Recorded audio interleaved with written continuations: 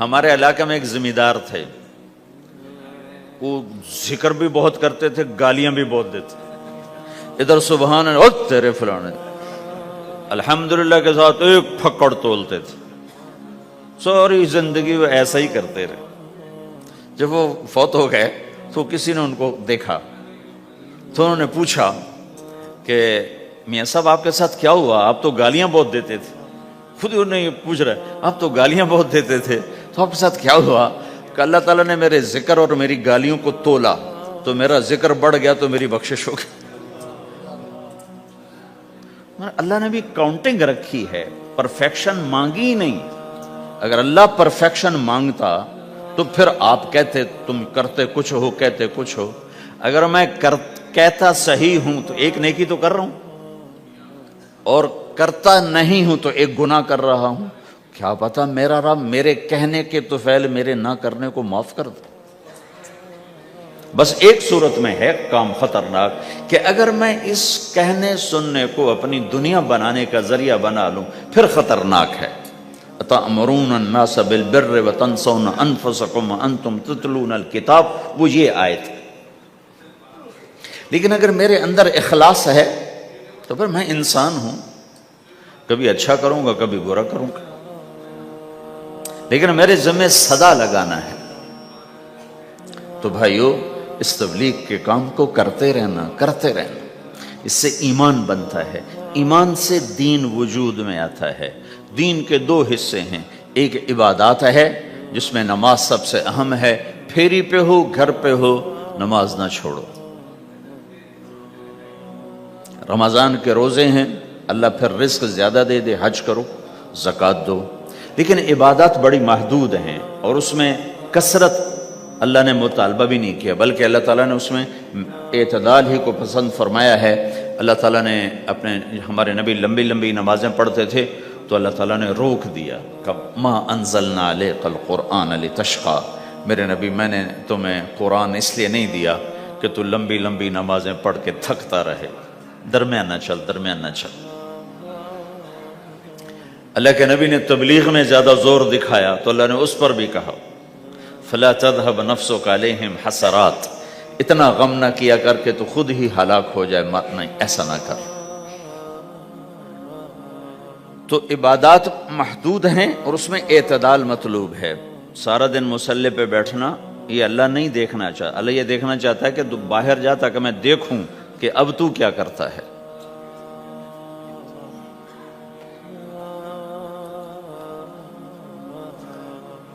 دوسرا حصہ اس کا اخلاقیات ہیں، آپس کی معاشرت ہے۔ دین جو اثر انداز ہوتا ہے وہ معاشرت سے اثر انداز ہوتا ہے، عبادت سے نہیں، عبادات سے نہیں۔ عبادت تو مسجد کے اندر ہے یا مصلی پر گھر کے اندر ہے، روزہ اندر کی چیز ہے، حج بیت اللہ میں ہے، زکوٰۃ مسلمان کو دی جاتی ہے۔ تو دنیا میں دین پھیلنے کے لیے اور اپنوں کو دین کے قریب کرنے کے لیے جو سب سے بڑا عمل ہے وہ بھائیو اچھے اخلاق ہے۔ یہ دوسرا حصہ میں آج بیان کرنا چاہتا ہوں۔ اللہ کے نبی نے فرمایا ایو عرل اسلام اوثق، مجھے بتاؤ اسلام کا سب سے مضبوط عمل کیا ہے؟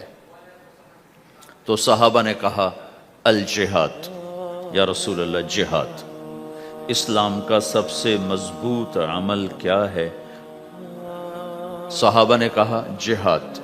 تو آپ نے کہا وحسن وما هو به، ہاں جہاد بہت اچھا عمل ہے لیکن سب سے بڑا عمل نہیں ہے، سب سے مضبوط عمل نہیں ہے۔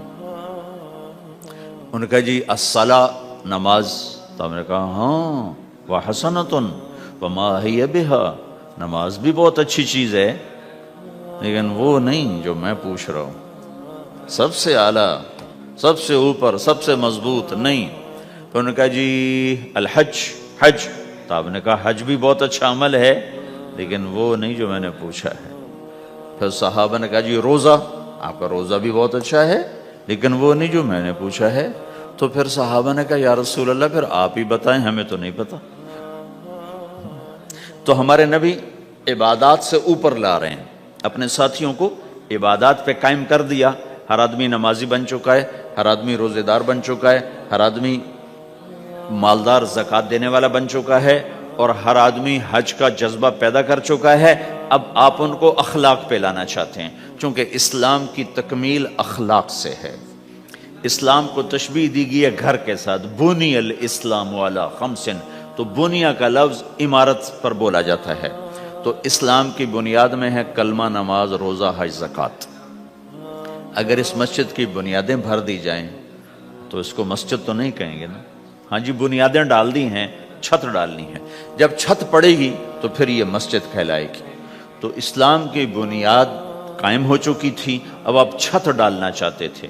چھت کیا ہے؟ وہ اچھے اخلاق ہیں، تو اب آپ ان کو اوپر لا رہے ہیں، اوپر لا رہے ہیں۔ تو آپ نے جب پوچھا تو انہوں نے وہی کہا جو انہوں نے ابھی سیکھا تھا، نماز، روزہ، جہاد، حج، لیکن آپ نے سب کی نفی کر دی، نہیں یہ بھی نہیں، یہ بھی نہیں، یہ بھی نہیں، یہ بھی نہیں۔ اچھا یا رسول اللہ آپ بتائیں، تو آپ نے فرمایا ان اوثق عر الاسلام الحب للہ والبغض للہ، اسلام کا سب سے مضبوط عمل وہ آپس میں اللہ کے لیے محبت کرنا ہے۔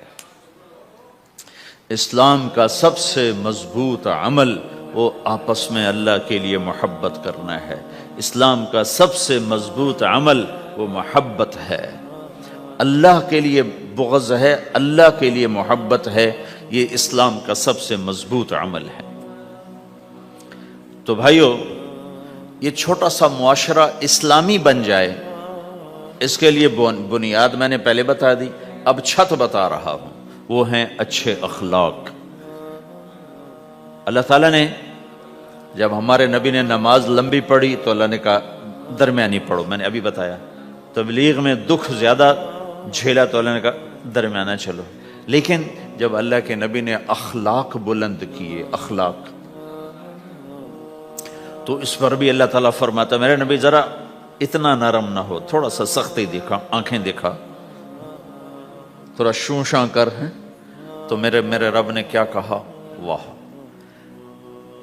میرے رب نے آپ کے اخلاق کی جیسی تعریف کی ہے، آپ کے کسی عمل کی ایسی تعریف نہیں کی۔